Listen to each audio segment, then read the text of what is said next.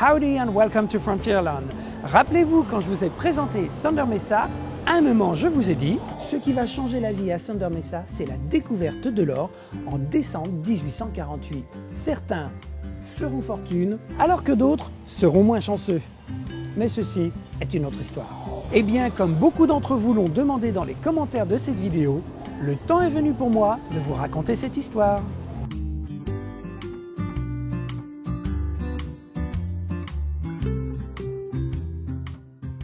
Commençons par rappeler que la ruée vers l'or a débuté à la découverte d'une pépite d'or en Californie en décembre 1848. Sachez également que beaucoup des accessoires que vous trouvez à Frontierland sont vraiment d'origine et proviennent vraiment de Californie et de la bonne période. En plus de cette référence historique, Frontierland à Disneyland Paris a l'originalité de réunir ces deux grandes attractions en une seule histoire. Et tout a commencé avec la découverte de l'or à Big Thunder Mountain.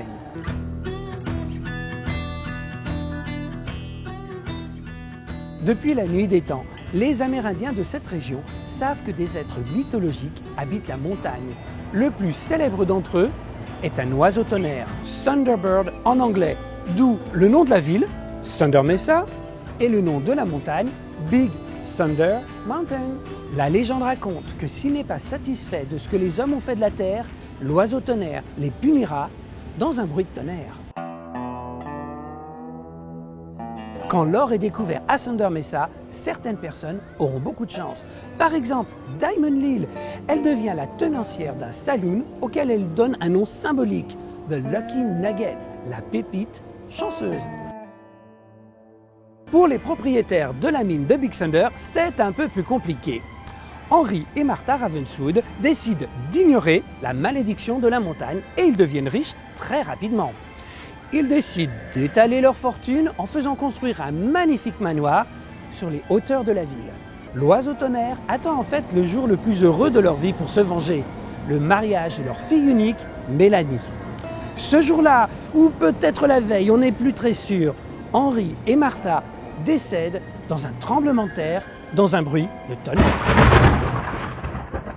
Si vous avez l'œil, lors de votre prochain périple à bord d'un train de Big Thunder Mountain, au bon moment et au bon endroit, vous verrez peut-être la représentation d'un oiseau tonnerre. Ce détail est unique à Disneyland Paris.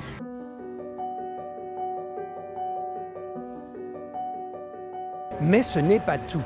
Mélanie Ravenswood, ses invités et ses domestiques se sont retrouvés prisonniers dans le manoir sans jamais pouvoir célébrer le mariage. Mélanie avait pourtant 4 prétendants. Alors pourquoi aucun ne s'est présenté le jour de la cérémonie?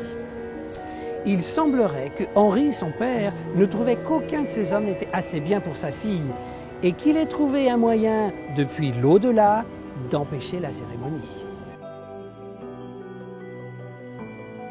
La maison est devenue décrépite et on l'appelle maintenant Phantom Manor. Serez-vous assez courageux pour aller visiter ce manoir?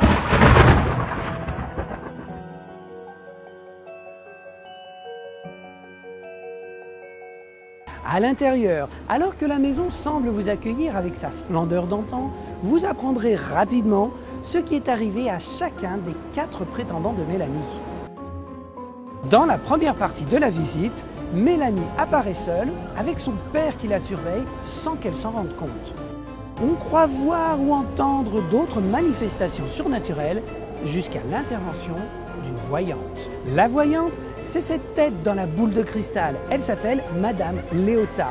Elle tient son nom de l'Imagineer qui lui a prêté son visage pour sa première représentation. Même si le visage a changé depuis, le nom est resté.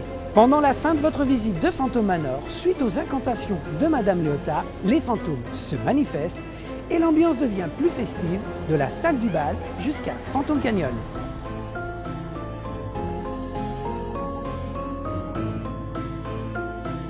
Et si vous voulez continuer votre expérience, rendez-vous à Boot Hill.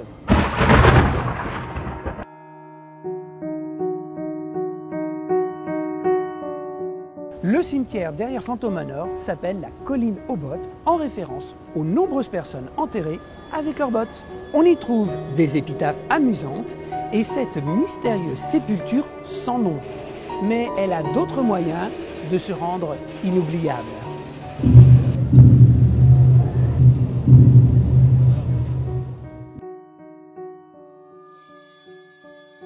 c'est surtout ici que l'on trouve les tombes de Henry et Martha Ravenswood, les parents de Mélanie. Vous voyez bien que tout ce que je vous raconte, ce ne sont pas que des histoires.